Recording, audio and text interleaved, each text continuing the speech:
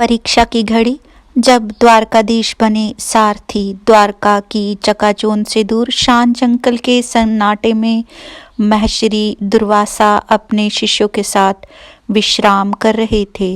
महर्षि दुर्वासा जो अपने तीक्ष्ण स्वभाव और कठोर तप के लिए विख्यात थे, उन्होंने निश्चय किया कि आज वे अपने प्रिय शिष्य श्री कृष्ण की भक्ति की परीक्षा लेंगे। संदेश मिलते ही साक्षात ब्रह्मांड के स्वामी द्वारकाधीश निहत्थे और नंगे पैर दौड़ते हुए गुरु चरणों में आ गिरे। दंडवत प्रणाम कर कान्हा ने विनती की, गुरुदेव, यह द्वारका आपकी है, इस दास के महल को अपने चरणों की धूल से पवित्र करें। दुर्वासा ऋषि ने अपनी आंखें खोली और गंभीर स्वर में कहा, कृष्ण, मैं चलूंगा, पर मेरी एक शर्त है। उस रथ में घोड़े नहीं जुतेंगे।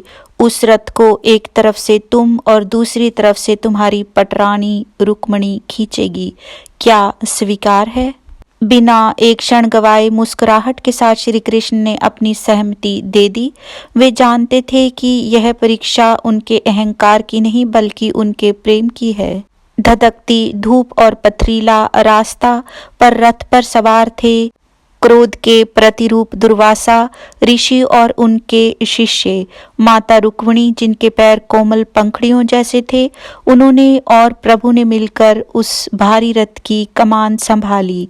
पसीने की बूंदें माथे पर चमक रही थी, पर कृष्ण के चेहरे पर वही चिर परिचित मुस्कान थी। द्वारका पहुंचते ही कृष्ण ने उन्हें स्वर्ण सिंहासन पर बैठाया, 56 भोग सजाए, लेकिन ऋषि ने एक झटके में सबको ठुकरा दिया और गर्जना की, मुझे यह सब नहीं चाहिए, मेरे लिए ताजी खीर बनाओ। खीर तैयार हुई। दुर्वासा ऋषि ने थोड़ा भोग लगाया और फिर एक विचित्र आज्ञा दी, कृष्ण, इस बची हुई खीर को अपने पूरे शरीर पर मल लो।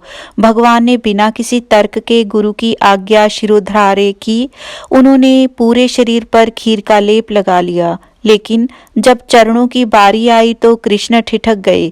उन्होंने बड़ी विनम्रता से कहा, गुरुदेव, यह खीर आपका प्रसाद है, इसे मैं अपने मस्तक पर लगा सकता हूँ, हृदय पर लगा सकता हूँ, परंतु अपने चरणों में लगाकर इसका अपमान नहीं कर सकता। कृष्ण की इस अनन्य भक्ति और मर्यादा को देखकर महर्षि दुर्वासा का हृदय पिघल गया।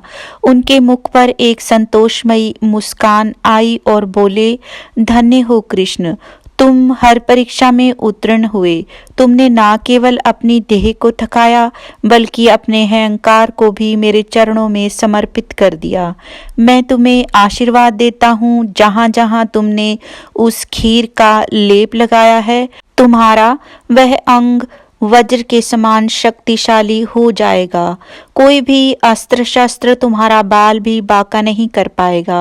यह कारण था कि महाभारत के भीषण युद्ध में भी श्री कृष्ण अक्षत रहे, परंतु चूंकि उन्होंने अपने चरणों में खीर नहीं लगाई थी, इसीलिए उनके चरण कमल के समान अत्यंत कोमल बने रहे। सीख, गुरु की आज्ञा में ही शिष्य का कल्याण छिपा होता है। जो झुकना जानता है वही पूरे संसार को जीत सकता है।